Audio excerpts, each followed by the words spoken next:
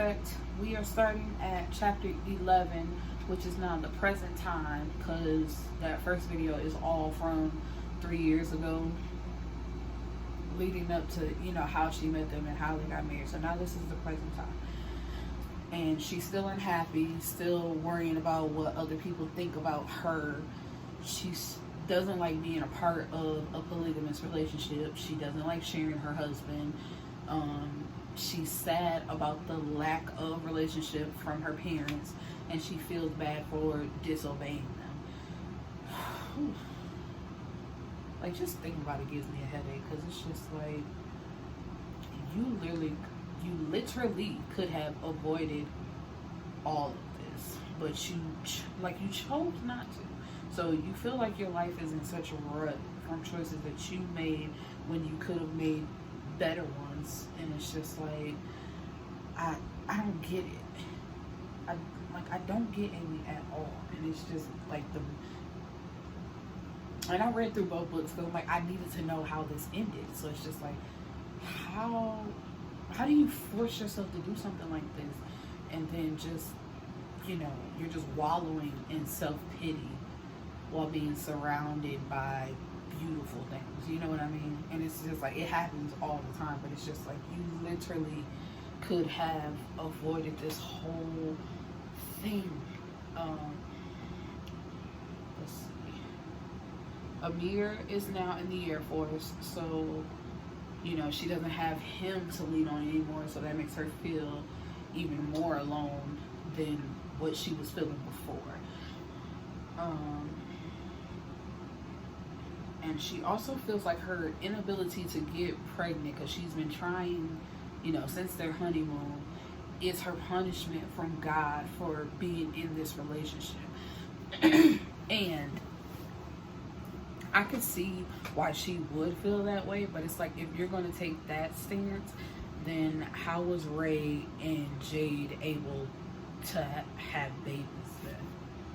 You don't think it's your stress and what you're causing your body to go through and your mind not being the reason why you couldn't have children? It's just God looking down like, I hate that relationship, so no baby for you, but the other two women in this relationship, yeah, babies for them, even though they're in the same exact situation as you.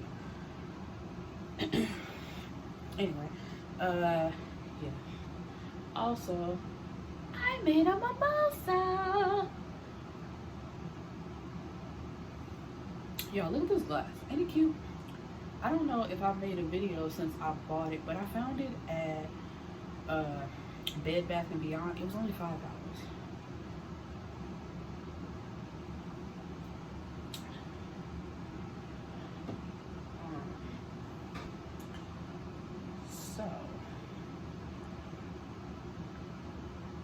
So Ray comes to comfort her, because, you know, the present time is leaving off from the very beginning where she took the pregnancy test and it was negative. So now in this present time, Ray is coming to comfort her, and Amy tells her about her feelings of being unhappy, and Ray tells her to talk to Nadir and get it out in the open, but Amy doesn't want to do that, which is what I don't understand. If you're feeling unhappy, why would you not tell your partner that you're unhappy, so they can, you know, talk it out with you and try to fix it if they can in some way, or, you know, work towards a solution with you? Instead, you're just building up these emotions, building up these emotions in anger against that person, because it's just like, why don't you see that I'm not happy and I'm going through these things, and it's just like, it's your fault that I feel this way. And it's like, no. But anyway, so she's still stuck on wanting to have a baby. Ray and Jay, they both have sons, so Nadir has 2 sons now, and Ray, yeah, okay, I said that, I'm reiterating the same thing. So when Nadir gets home, Ray and Jade try to warn him, you know, like, she's not in a good mood, it's another negative test. So he goes up to her room to try to comfort her, and she's coming out of the shower, and she like brushes him off. She doesn't want to talk to him. She doesn't want to talk about it, and she's being rude towards him. And it's just like, you really don't have a reason to be rude towards him. So he just walks straight back out, and he was coming back from a trip, and she's like, you just got here. He's like, you think I want to come home to this attitude, even though I'm trying to talk to you? Which is another thing, because it's just like, what do you do when you're trying to be supportive and comforting comforting towards your partner, and they just push you away, they yell out, they lash out. So it's just like, I'm gonna give you space, and then where are you going? It's like, I understand that you're having a moment, but I'm not gonna let you attack me either. You can have this moment by yourself, and when you're ready to talk, then you come and find me, and I'm still here. Like, I'm not in this room with you, but I'm still here. So come and find me when you've calmed down and you're ready to talk.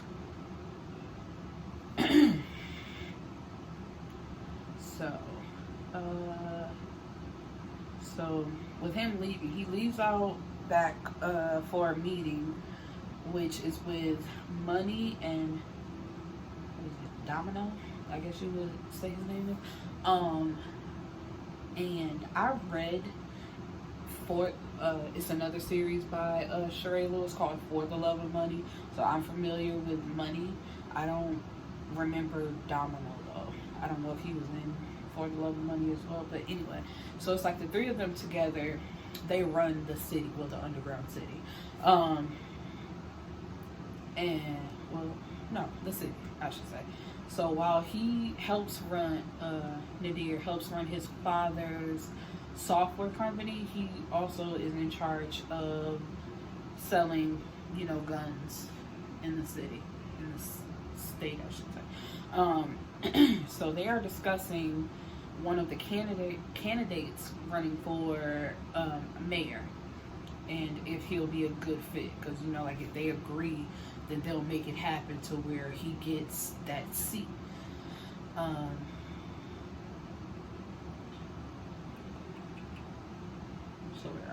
So Nadir forces Amy to attend family dinners, even though it's a known fact that Lena doesn't like her, which is his mother, and she's always saying little slick comments. So it's just like, why do I have to go and be subject to this abuse from your mom?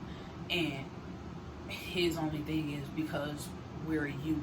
But it's just like, that, what does that mean? So I have to endure abuse from your mom just so we can be united as a front? So, and I can see how that further adds to the way she's feeling, because it's like, you ain't got my back. You don't have my back. It's like, you call yourself checking your mom, but she's still talking. So what does that mean to me? It's just like, okay, you try to set her straight, but every time we come in here, it's something worse than the last time.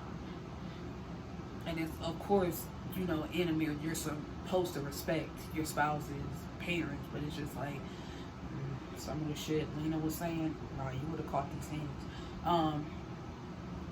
And so at dinner, Lena is praising Ray, for her school, and Jade for her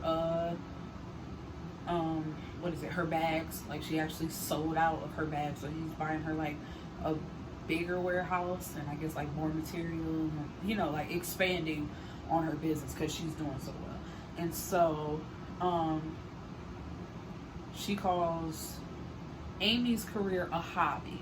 It's like, she doesn't make any money. That's just a hobby. It's not a real thing.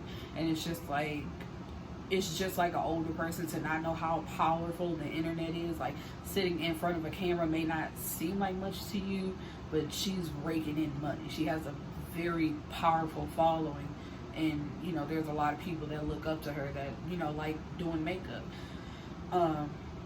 And so Amy finally snaps, and she tells Lena to stop making assumptions about her and to mind her business.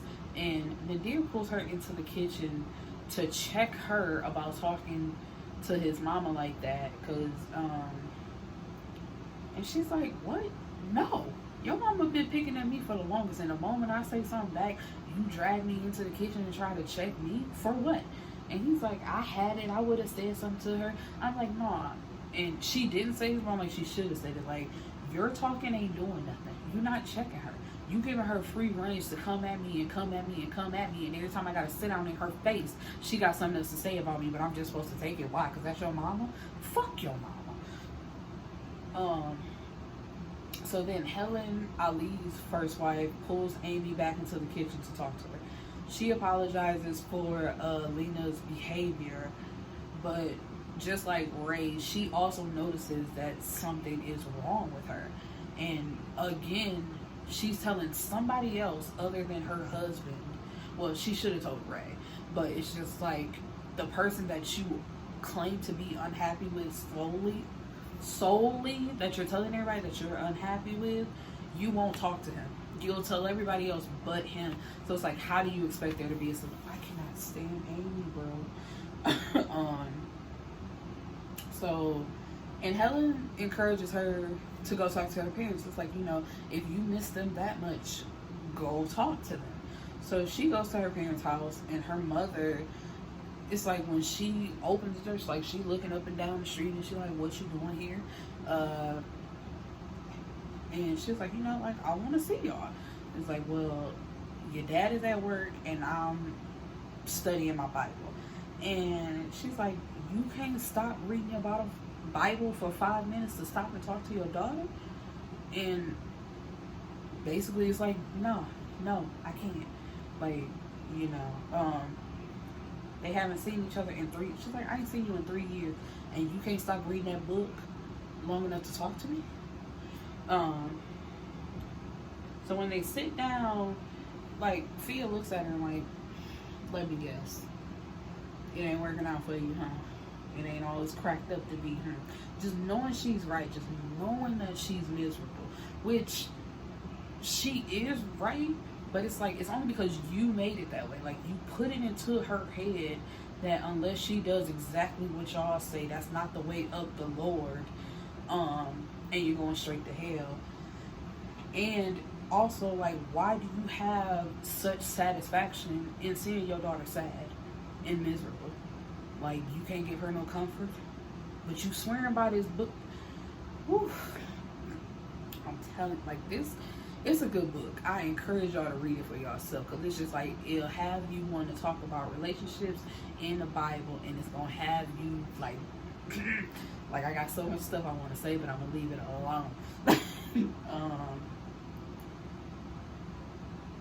So yeah, so what did I say? She's like, let me guess, things aren't as great as you thought they would be, huh? But that's another thing. It's just like, she never thought that they would be great. She just wanted to get away from you. And it says, although it's true in her mind, Amy refused to give her the satisfaction. It's like, you walking around looking like a sad ass little puppy. You ain't gotta say nothing. It's written all over your face. Shout out to Bondi, because she always singing that song. It's like, you give it away, so you ain't gotta say nothing. She got satisfaction enough in looking at you, just sitting across from her. Like, I know I was right. I went straight to hell. So Fia just continues to dig, tells her she's unhappy because she deviated away from God's plan for her life, marrying a man with 8 wives. And it's like, you know that man only got 3, and 2 before her.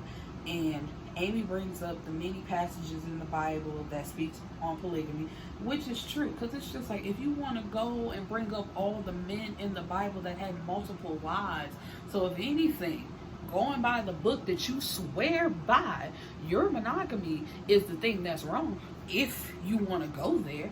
And so, of course, this upsets Fia, and she kicks her daughter out, talking about, telling, what did she say? She told her she doesn't have to deal with being disrespected in her home, her own home, and not to come back and put any oh no, this says Amy puts any thoughts of reconciliation to rest. So it's just like, it's done with your parents. But honestly, before she even went to go to the visit, you knew that already. That's been your whole life. When you don't do what they tell you to do, they tell you that God is now not pleased with you, when in actuality it is them that is not pleased with you, but and somehow them and God are the same person, and you better listen to them. And you, if anybody tries to correct me, because I know you are one with God and God is in you and all that, but that does not mean that you are him in deciding and dictating how people live their lives. That's not how that goes, even though that's how people have done it for so long. It's like it's so many of you that have children to be little mini-me's when they were meant to be their own people. You are supposed to teach them the ways of the world and let them make their own, like make up their own mind and make their own decisions, and you send them on their way. Excuse me. Take a sip. Sip. Sip. So they're at this party to introduce Nadir to this candidate running for mayor, and Nadir is noticing the change in Amy, and once again trying to talk to her, trying to communicate with her, and you know, tries to get her to open up, like basically begging her, like, babe, please tell me what's wrong. And she swears that everything is fine, and it's just like, well, what you, I gotta drop my phone. What you want me to do? What? I don't know. Hey, what do you want from me? So where are we? So, but that caused them to do a little flirting. I'm like, girl, I'll take you away from you, bend you over on something, you know what I mean? It could be whatever. So, and it's like, just as they about to slip off somewhere, here come Domino introducing them to Sherman Wilson, who is the candidate. And so he shakes Nadir's hand, but he touches Amy's hair. And Nadir, who is a possessive man, like slaps his hands away, like, man, don't touch my wife again. And then he turns to Amy and tells her, you need to stop being so friendly. So she walks away with an attitude, of course, because this is another thing. He's just so terrible.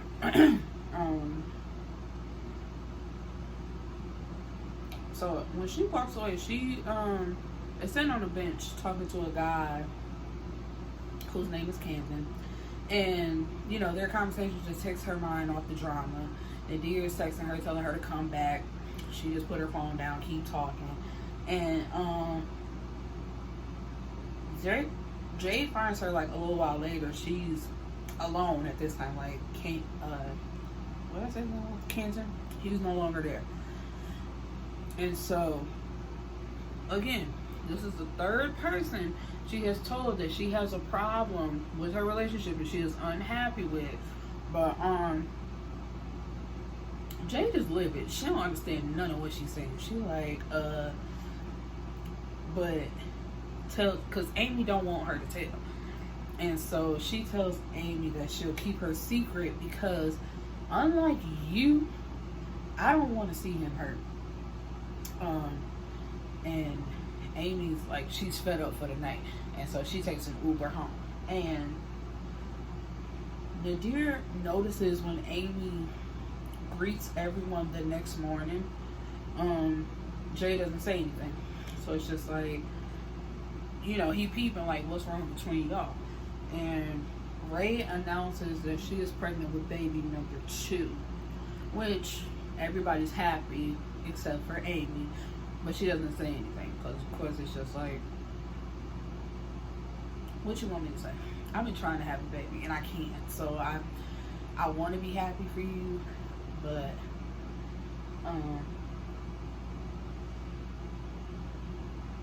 anyway, he gets a call from Domino. Sherman is being blackmailed by someone who claims to have pictures and other scandalous evidence to ruin him. So Nadir agrees to take care of it, and Domino tells him, good, because he already in your office waiting on him. I was like, God, what if I would have said no? Why you just got him up in my office? So when he asks him, you know, who you messed over, who you got coming at you, and he tells him He's had so many lovers in the past, he don't know who it could be. So it's just like, seriously, what am I supposed to do with that information? Like, how am I supposed to work with it? And they're asking for $2 million. I was like, God damn. Amy's talking to Amir on the phone before his deployment, and this is person number 4 that she is telling that she is unhappy with and wants it all to be over. And he calls her confused. And I like Amir too. I like Ray and Amir.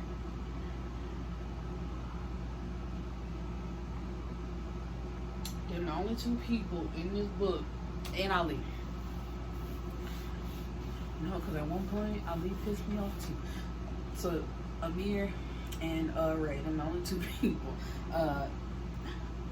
Yeah, so he calls her confused because it's like one minute everything is cool, the next she's unhappy, and it's like, if you're unhappy, leave. And he says it's because she doesn't have real ties to Nadir anyway. And she says that isn't true, because before they got married, they went to see a lawyer and signed a marriage contract. So I don't know where this is placed at, but I'm pretty sure wherever it is, polygamy isn't legal. So it's like, I think he's technically only legally married to Ray, but he has marriage contracts with Jade and Amy. So it's like they are tied in a way, and legally. So Amir asked her if she's fallen out of love, but she says no. So he like, so what is it then? He said, what did he say? And I love it. He said, you don't know what you want. You need therapy because you're not satisfied with anything. And that's just the God honest truth. And her twin just spit real facts. Because it's like, girl, you don't know what you want. You never know what you want. Because living under our parents' rule, all you knew is that you wanted to get away from them. And now living with your husband and your sister wives, all you know is that you're unhappy, but you don't know what to do to fix said situation. So she's vlogging, for her YouTube channel, and she runs into Canton again at a coffee shop. Comes to find out he owns the coffee shop. And he tells her, I'll take you to go get something to eat, for you to put it on your blog and serve the best food, whatever. So while they're having lunch together and talking, Lena shows up acting as if she just caught them, bang, bang, banging at the table. And Lena is on Nadir like as soon as they step through the door, because it's, family dinner night. And it's, Amy texted him that she would meet them there, so they didn't show up as a unit, that night. And of course, she tells him, I caught your wife cheating on you. She's out with another man. And he doesn't, he don't believe the cheating part, but it's just like, why are you out with another man and you ain't tell me about it? Which, I don't care, polygamy, monogamous, whatever type of situation you got going on, I do believe that. It's like, I don't believe you cheating, but can you just give me a heads up? I don't feel like there's anything wrong with that. Like, hey, I'm be out today with such and such. We're going to be talking about such and such. And even if it's not planned, when you sit down, just quick little text, communication. That's all it is. It will save your life. So Amy comes in later, and after dinner, he go, what am I trying to say? Because him, Ray, Jade, and I'm pretty sure the kids rode together in a car, and Amy showed up in her, she got a G-Wagon. So he goes over to her car, give me your keys, I'm driving, we about to leave off together. So he takes her to a penthouse that he has close to his office, and he asks her about her day, what you do earlier today, where was you at? So she faces that head on. I know your mama already told you some stuff, whatever.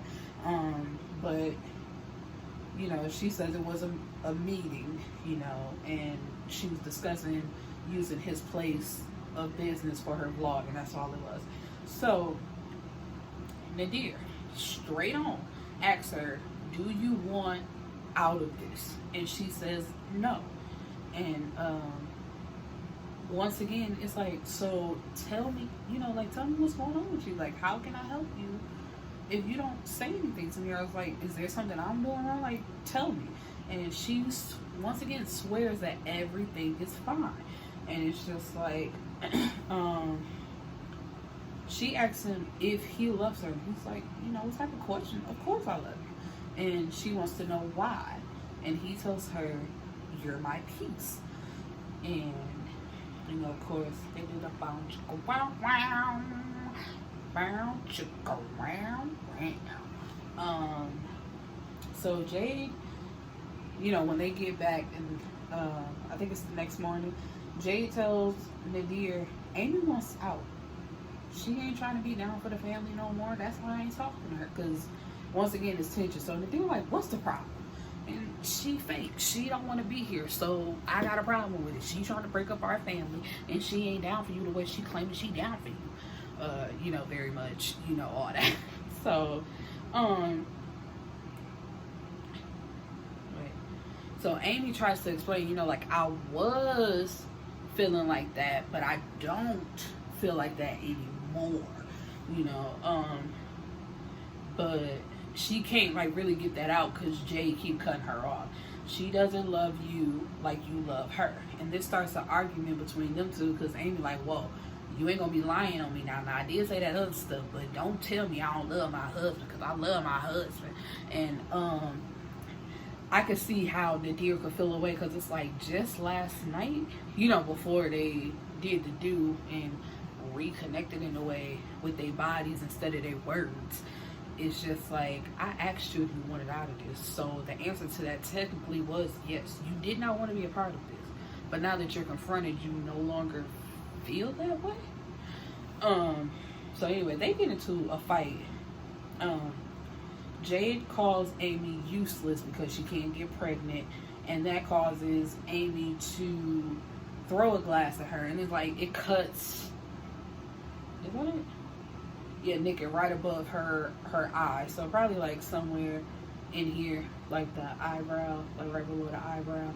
And so Nadir chokes Amy up against the wall, and it's like, when she dropped down to the floor, it's just like, you put your hands on her, which is wrong. I'm not even trying to argue that. So, Amy gets up, she packs a bag, and she leaves. Like, she runs into Ray in the hallway, who hasn't been feeling the greatest, so she's been laying down all day, trying to figure out what's going on. And, Amy tells her, don't tell him you saw me, I'm out of here. And Nadir knows he messed up, and he tries to text her, like, come back home. I'm sorry I messed up, come back home. But she ain't trying to hear none of that. So in the mix of that, though, he gets a call from Domino, and they got to take care of business. So technically, he got to put his relationship on the back burner and figure out what's going on over here. And while they try to get that together, he gets a call from Jade. Ray is being rushed to the hospital. They think she having a miscarriage. So, Amy calls Canton for help. So he takes her to a hotel. She leaves her car in like a mall parking lot. I think she leaves her phone, like all that. So he has no way of getting in contact with her. Left everything. So he leaves her, like he leaves her in the hotel, and she takes off her ring. They no longer represent the love and protection they once did. And Ray indeed have a miscarriage. And so while everyone is in the hospital, of course Lena is being messy, asking where Amy is, but he doesn't know. Like, he can't answer that because she ran off. And it's just like her to not be here at the time she needs to be. So Ali tells her to leave, which I was like, thank you. Papa Ali, tell her to shut her mouth and get out. So, but he also wants to know, like, where is she? And so he tells his dad the truth, and his dad is disappointed. He's like, we're men. We don't do that. There's no reason for you to ever put your hands on a woman. What does he say? We are men. We must have self-control at all times. So Nadir asks everyone to leave and tells Ray the real reason Amy isn't there, and her only thing, you got to get her back. You have to get her back. So he asked if she knew about Amy wanting to leave, and she was like, it was just a phase. I didn't believe that she actually wanted to leave, so you got to bring her back in. And all he does is promises to try. So Canton and Amy are meeting for breakfast, and once again, Lena catches them and has something to say, but Amy is over it. She told her, well, no, Lena is first. So, she tells her, you're pathetic. Ray is in the hospital suffering from a miscarriage, and you're parading around town with your secret lover. So, of course, Amy didn't know about the miscarriage, so that breaks her heart. And it's just like, this ain't my boy toy. So it's like, you don't know what you talking about. And what did she tell her? So Lena also tells her, like, you know, you never deserve to be in my family. She said, girl, fuck you and your family. Like, I'm tired of all y'all. So Lena spits on her, and Amy loses. I'm telling you, when I, like, even reading those words, if somebody, I'm going to jail, like, lock me up. Just lock me up. I'm gonna just start taking off all my shit right in the mix. I'm like, I ain't gonna need it no more, because I ain't gonna have the privilege to have spitting on somebody, especially in the times that we in now. Whew, child. Oh, let me play dead, because I'm just, whoo, about to fall out my chair, because I can't. So she pushes Lena down and kicks her repeatedly until until Canton pulls her out, like, all right, you got your licks in, cool it. So Ray is back home resting. Ali calls him over, you know, like telling him it's an emergency, he needs to get there now. So Lena, she putting on the show, honey, like, just all out, just, she's been attacked, and very much, you know, all of that. So it's just like, you know, what happened? And she tells him that Amy attacked her after she asked her a simple question.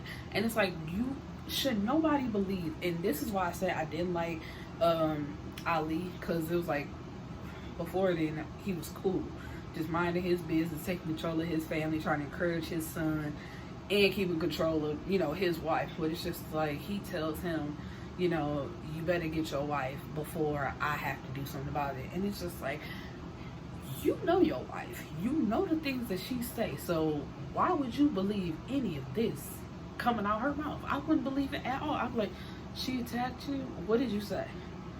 I asked her a simple question. No, for real, what did you, because I would not let that go until she told me what she really had to say, because over a simple question, ain't nobody believing that. So Nadir asked her, he was like, what's the whole story and not just the parts that she wants him to know? And I said, thank you, Nadir, thank you, hand clap for you, because it's like, you know your mom, you know you can't just go off her word and just let that be that. And she tells him that she saw Amy with the same guy from last time, so of course this proves that she is indeed cheating on him. And Nadir tracks down her phone to her truck in that parking lot, so he has no way of getting in contact with her. He gets a call from his tech guy. They find out who's blackmailing Sherman, and it's Nate, Amy's dad. And which is funny, because Nadir thought that, like, they were lovers, so it's like now he's trying to blackmail him and saying, like, he'll tell his secret if he don't give him the money. But come to find out is he's actually sleeping with Fia. And it's just like, ain't it funny how that works? How is you're going to hell? You're doing things wrong. Wrong, wrong, wrong. Do what I say. I have the power. You're going to go to hell if you don't do exactly what I say. But let me go creep around with this married person and do what I do, and don't you worry about my business. Ain't it funny how that works? And he tells Nadir, he's like, you know, your wife played a part in this too.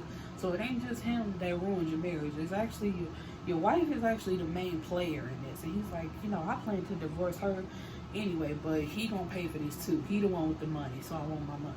And so Nadir feels bad. He's like, take that number down and I'll get it for you, but don't say no millions because you ain't getting it. So they agree on 250K.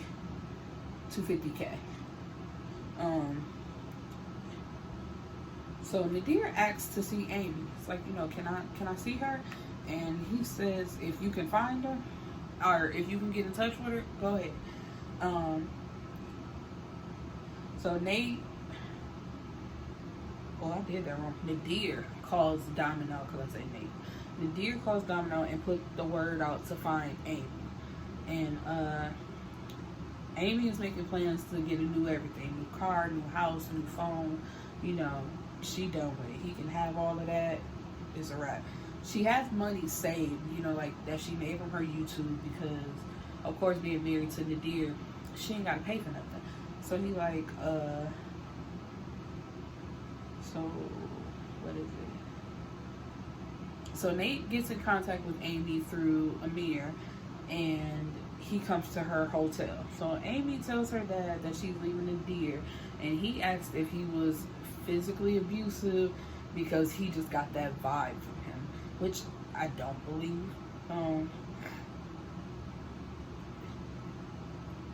And so he blames Nadir for being the reason why they haven't spoke in the 3 years that she's been married to him. So when she asks him to elaborate, Nate reveals that Nadir paid them to stay away, and this upsets her for some reason, and I'm trying to understand why.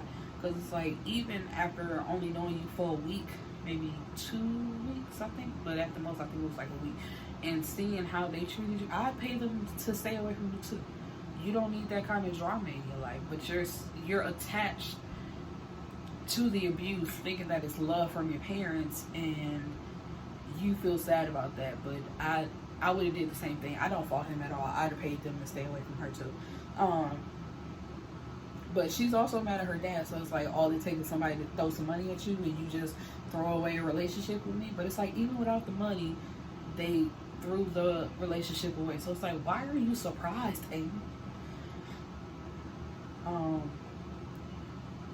So he tries to deny it again, shifting the blame to Nadir, but it's like, it's not all his fault, and in my opinion, it ain't his fault at all. But it's just like, quit blaming other people for, you know, what you also played a part in. So he tells Amy about Fia's affair and how he's going to divorce her, and for some reason, this saddens her, and she started crying, so now he started crying, so now they just crying all over the place, and I hate crying. That is one thing about me, child. If I see you crying, I'm gonna cry. I'm gonna laugh. I do not do well with tears. Tears make me laugh. So Cam texts her, asks her, you know, basically out on a date. And she tells him after dinner with her dad, she'll meet him at a lounge. And at the lounge, like, they're dancing, they done caught a vibe, you know, and Ken asks her, like, do you know what you're doing? Because if we start this, there is no going back. So she's just steady. She nods, and as they're about to kiss, something catches Canton's eye, and she looks to where he's looking at, and it's straight at Nadir. I've never met a motherfucker bolder than you. And that is where we end off on the first book, which, whew, I'm telling you, just the first book. I have so many feelings, because it's just like, you knew this you didn't want this, so why would you even set all this up in motion? Anyway, I'll see y'all later. Peace.